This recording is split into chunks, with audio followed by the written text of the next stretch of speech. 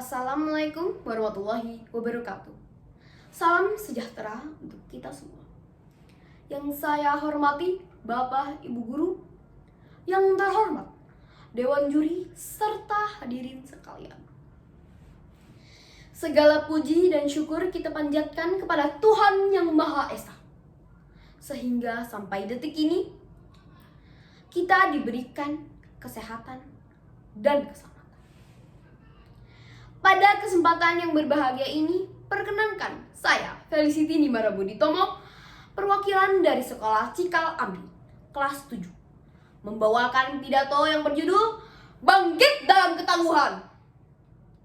Bapak, Ibu Guru, dan Dewan Juri yang diberkati, pada saat ini, bangsa Indonesia memperingati 2 hari besar kebangsaan, yaitu Sumpah Pemuda dan Hari Pahlawan.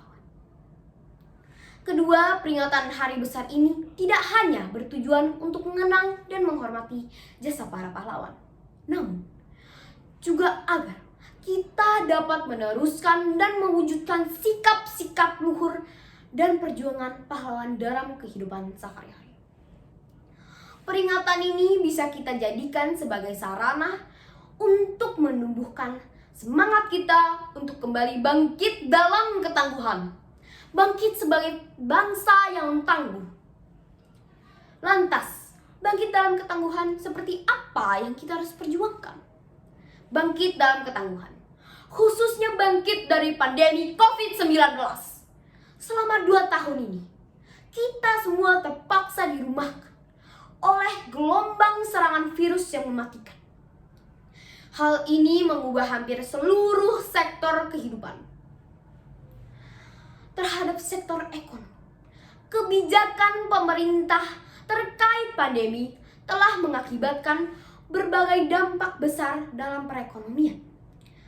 PSBB dilakukan pemerintah untuk mengurangi penyebarannya COVID-19. Berdasarkan data BPS tahun 2020, langkah ini menyebabkan berkurangnya konsumsi masyarakat, penurunan investasi dan lapangan kerja, serta berkurangnya ekspor dan impor. Menteri Ketenagakerjaan mengungkapkan bahwa angka pengangguran yang diakibatkan secara langsung oleh pandemi adalah 2,56 juta pada 2020. Berdasarkan data BPS, angka kemiskinan saat pandemi 2020 naik sebesar 2,76 juta menjadi 27,55 juta. Salah satu solusi untuk bangkit dalam ketangguhan dalam sektor ekonomi adalah dengan memberikan kesempatan kepada masyarakat dan pelaku usaha untuk ikut berperan dalam pemulihan ekonomi. Masyarakat hendaknya bersikap optimis, bangkit dari rasa malas, dan senantiasa kreatif dalam mencari peluang usaha. Bapak, Ibu Guru, dan Dewan Juri yang saya hormati, dampak yang juga sangat besar dirasakan pada sektor pendidikan. Perubahan yang terjadi adalah peralihan cara belajar. Pandemi mewajibkan pelajar dan guru untuk melakukan kegiatan PJJ secara daring. Permasalahan yang dihadapi saat PJJ antara lain penguasaan teknologi yang rendah, keterbatasan sarana dan prasarana pemilikannya perangkat teknologi, jaringan internet yang kurang stabil, dan biaya internet yang mahal. Bapak, Ibu sekalian, PJJ yang dilakukan terus-menerus dalam waktu yang cukup lama ini memberikan 3 dampak negatif.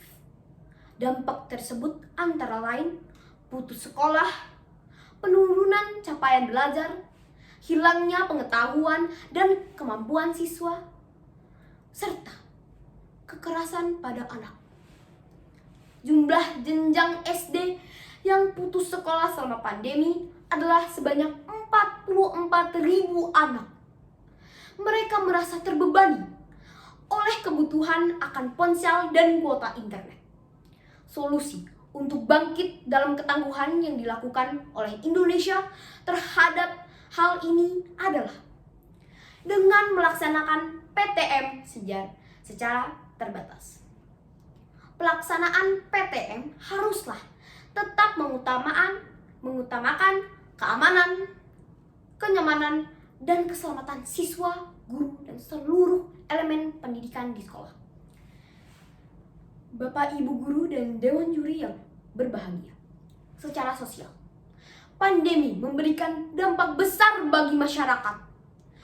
Di tengah pelaksanaan daring, baik PJJ maupun bekerja secara WFA,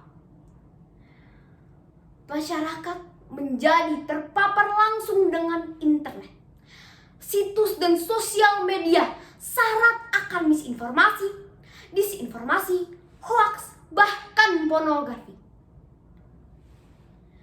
Dampak buruk apa yang akan terjadi apabila paparan berlebihan internet dan kemajuan teknologi tidak tersaring dan tidak terespon secara baik? Maka generasi muda akan menjadi generasi yang rentan depresi. Semakin lama generasi muda pun akan mengalami kemerosotan atau degradasi moral dan akhlak.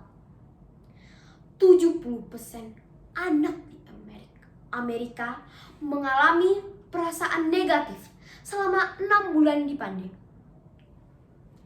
Survei dokter spesialis kejiwaan RSCM menyebutkan bahwa internet menjadi jenis candu anyar selama pandemi. Kenaikan kecanduan internet pada masyarakat menaik hingga 19,3%. Kementerian Pemberdayaan Perempuan dan Perlindungan Anak menyebutkan bahwa anak perempuan di Indonesia lebih mudah terserang stres daripada laki-laki. Teknologi dimanfaatkan untuk menghindari perjuangan di kehidupan nyata. Kecenderungan menyakiti diri juga meningkat pada anak yang stres karena terpapar internet terlalu lama. Peranan dari berbagai pihak sangat dibutuhkan untuk mengatasi problem ini sebagai bentuk upaya bangkit dalam ketangguhan. Keluarga sebagai jaring pengaman dan orang tua dapat memegang peranan kunci untuk mengurangi akses kecanduan internet dengan memberikan batasan waktu dan menghapus aplikasi yang membuat anak kecanduan. 2. Mengajak anak melakukan aktivitas bersama. 3. Mengusahakan agar anak merasakan kehadiran orang tua dan keluarga. Dan 4. Memberikan fondasi akhlak berupa asupan rohani dan ibadah. Sastrawan Mesir Ahmad Shauqi pernah berpendapat, kejayaan suatu bangsa terletak pada akhlaknya. Jika akhlak sebuah bangsa itu baik, maka akan baik juga bangsa itu. Sebaliknya, jika akhlak sebuah bangsa itu buruk, maka akan buruk bangsa dan negara tersebut. Bapak, Ibu guru, dan Dewan Juri yang saya hormati, bangkit dalam ketangguhan selanjutnya adalah bangkit kembali menjadi bangsa petarung, bukanlah bangsa yang lemah. Bangsa kita sejak dulu terkenal sebagai bangsa pelaut yang tangguh. Nenek moyang kita mewariskan karakter-karakter luhur berupa gotong royong, pantang menyerah, dan mudah beradaptasi. Karakter-karakter ini merupakan modal dasar kita untuk keluar dari masa-masa sulit. Bapak, Ibu guru, dan Dewan Juri yang saya muliakan, apa yang akan terjadi jika kita tidak bangkit dalam ketangguhan? Jawabannya sederhana. Bangsa ini tentunya akan pecah. Keutuhan dan kedaulatan bangsa akan terkoyak. Bangsa kita yang sedari dulu sudah menjadi incaran bangsa-bangsa maju di dunia, bisa jadi akan kembali menjadi budak penindasan bangsa lain di atas rumahnya sendiri. Bapak, Ibu guru, dan Dewan Juri yang saya hormati, Indonesia, negara kita, pernah menjadi macan Asia, yaitu di masa Kerajaan Sriwijaya, Majapahit, hingga kepimpinan Soekarno. Mungkinkah bangsa kita dapat kembali menjadi bangsa yang tangguh, bak macan Asia seperti dulu?